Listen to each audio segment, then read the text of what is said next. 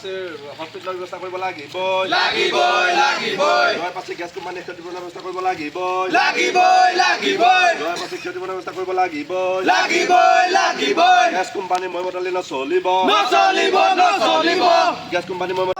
Gas কোম্পানীয়ে সমস্ত ব্যয় বহন কৰিব লাগিবই গেছ কোম্পানীয়ে জয়পাচীৰ চিকিৎসা সম্পৰ্কীয় সমস্ত ব্যয় বহন কৰিব লাগিবই য'তে ত'তে খাল খন্দা কাৰবাৰ বন্ধ কৰিব লাগিবই য'তে ত'তে খাল খান্দি জনসাধাৰণৰ নিৰাপত্তা নিশ্চিত কৰাৰ ব্যৱস্থা বন্ধ কৰিব লাগিবই গেছ কোম্পানীয়ে য'তে ত'তে খাল খন্দা প্ৰক্ৰিয়া বন্ধ কৰিব লাগিবই গেছ কোম্পানীয়ে য'তে ত'তে খাল খন্দা বন্ধ কৰিব লাগিবই সম্পূৰ্ণ ব্যৱস্থা গ্ৰহণ কৰিব লাগিবই চিকিৎসা সম্পৰ্কীয় ব্যয় বহন টকা ৰেহাই দিয়া নহ'ব ইনকলাব জিন্দাবাদ ইনকলাব জিন্দাবাদ জয়পাচীক ন্যায় প্ৰদান কৰিব লাগিবই জয়পাচীক ন্যায় প্ৰদান কৰিব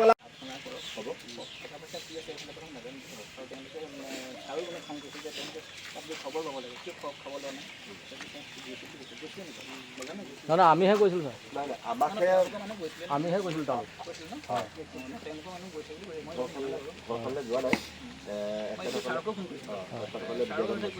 তেখেতলোকৰ তাতো কোনো পজিটিভ নেদেখিলোঁ মানে তেখেতলোকে ইমানেই আশ্বাস দিছিলে যে কিবা এটা আমি দিম মানৱীয় খাতত এনেধৰণৰ কথাবিলাক কৈছে মানে আৰু তেখেতে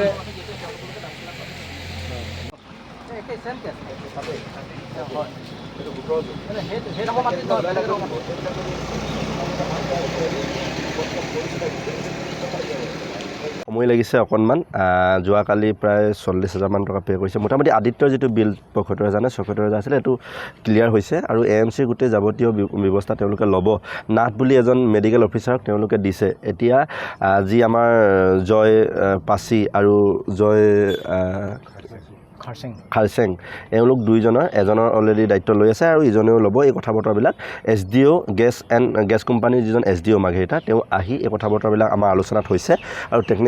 ছিনিয়ৰ টেকনিচিয়ান এজন আহিছিলে লগত তেওঁলোকে এই কথাখিনি আমাৰ পৰা আমাৰ কথাখিনি হৈছে আৰু 4 নম্বৰ এটা কথা দিছিলোঁ আমি 3টা দাবী মোটামুটি 4টা দাবী আছিলে চতুৰ্থ দাবীটো আছিলে যে এই যিটো প্ৰতিষ্ঠান এক্সেলেৰেটিং ইঞ্জিনিয়াৰিং যিটো প্ৰতিষ্ঠানে ইয়াতে গোটেই উদ্যোগবিলাকত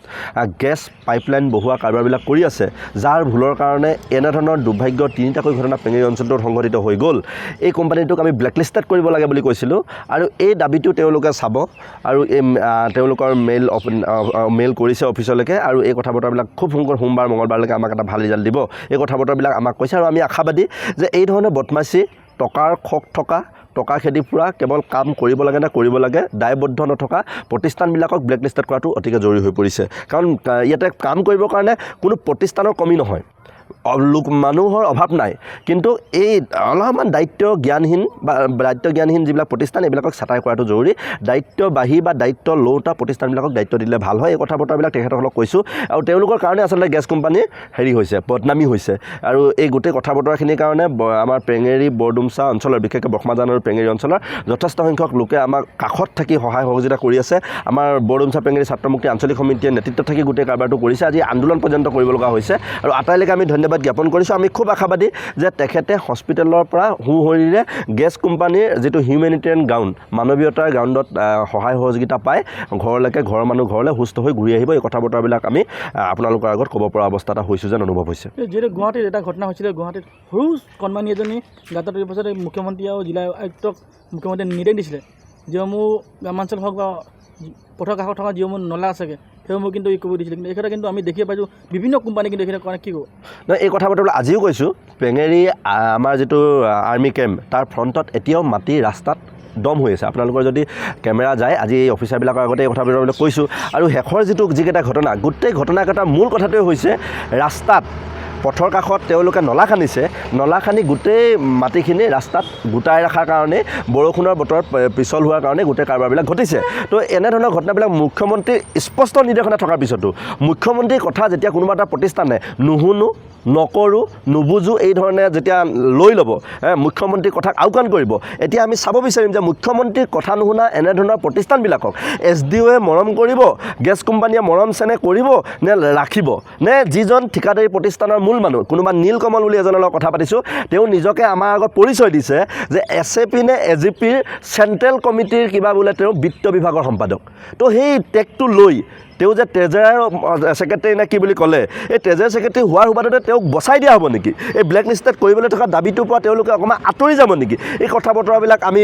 অনুভৱ কৰিছোঁ, আমি চাব বিচাৰিছোঁ। সমান্তৰালভাৱে আৰু এটা ভাল কথা এইটোৱে যে আমি যেতিয়া গম পালোঁ যে গেছ কোম্পানীৰ অধ্যক্ষ বলিন চেতিয়া ডাঙৰীয়া, আৰু লগে লগে তেখেতলৈ কল কৰিলোঁ, ছুইচ অফ আছে, কিন্তু তেখেতৰ পত্নীলৈ ফোন কৰি গোটেই কথা বতৰাবিলাক ক'লোঁ। শুভলক্ষ্মী নে কি আছিলে বৌগৰাকী, তেখেতক ফোন কৰি কোৱাৰ পিছত আৰু অত্যধিক আজি SDO জনেও আহি কৈছে যে আপুনি তাতে কমপ্লেইন মাৰিছে, তাৰ পৰা আমাক এই কথাটো ষ্ট্ৰিক্টলি গোটেই কামটো আগবঢ়াই লৈ যাবলৈ কৈছে। তো এই কথা বতৰাবিলাক আমাক ভাল লাগিছে যে অধ্যক্ষজনৰ অন্ততঃ শহু পত্নীয়ে গোটেই বস্তুটো এটা টেক অভাৰ বেলেগ এটা লাইনলৈকে লৈ গৈ এটা ভাল ফল দিব পৰা অৱস্থালৈকে যে নিছে, এই কথা বতৰাবিলাক ভাল কথা হৈছে। আৰু যিখিনি গাঁত পোতা 3 নম্বৰ যিটো দাবী আছিলে যে যিবিলাক গাঁত এতিয়া উন্মুক্ত অৱস্থাত আছে, এই গাঁতবিলাক পোতাৰ কথা বতৰাবিলাক আমি ৰাখিছিলোঁ। আৰু লগে লগে আমাৰ সন্মুখতে ভূষণ চেতিয়া ডাঙৰীয়াক এই গাঁত পোতাৰ দায়িত্বটো দিব, যিটো পে' কৰিব লাগে তেওঁলোকে কৰিব, এই কথা বতৰাবিলাক কৈছে। আৰু এইখিনি যদি নকৰে আমি চাই আছোঁ, আৰু যিটো হস্পিটেলিটি তেওঁলোকে ল'ম বুলি কৈছে ল'ব লাগিব, এই কথা বতৰা লৈছে, এই কথা বতৰা ভাল কথা বতৰাবিলাক হৈছে আৰু এটা ভাল ফলাফল ধনাত্মক এটা পজিটিভ এটা বাতাবৰণ এটাৰে সামৰণি দিশেৰে গৈছে বুলি পিনি আমি অনুভৱ কৰিছোঁ। অকল গেছ কথা বতৰাবিলাকতো একেবাৰে স্পষ্ট যে প্ৰতিখন গাঁৱত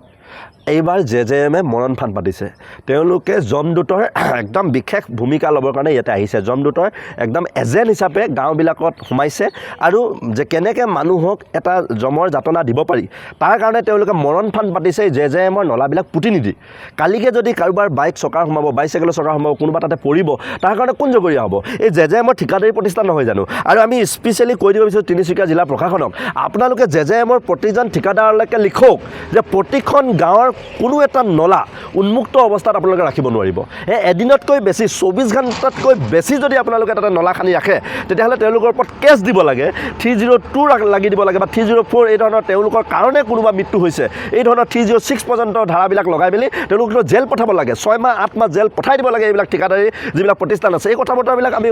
উপায়ুক্ত জপনিল পাল ডাঙৰীয়ালৈকে আমি একদম অনুৰোধ জনাইছোঁ। বিশেষভাৱে মাৰ্ঘেৰিটা চিভিল প্ৰশাসনে হওক, শদিয়া চিভিল প্ৰশাসনে হওক বা যিবিলাক চাৰ্কুল অফিচাৰ আছে, তেওঁলোকে স্পেচিয়েলি অৰ্ডাৰ দিয়ক নিজৰ নিজৰ এলেকাবিলাকত যে কোনো ধৰণৰ কোনো কালে এই ধৰণৰ যাতে নলাত পৰি কোনোবা হাত ভগা, ভৰি ভগা বা জখম পোৱা বা এক্সিডেণ্ট হোৱা এই ধৰণৰ কাৰবাৰবিলাক যাতে নহয়, আগতীয়াকৈ সচেতন হ'ব লাগে। আৰু প্ৰতিজন ঠিকাদাৰলৈকে আমি আহ্বান জনাইছোঁ, আপোনালোকে নলাবিলাক উন্মুক্ত কৰি দিয়া কাৰবাৰটো বন্ধ কৰি দিয়ক। চাইছে পেঙেৰ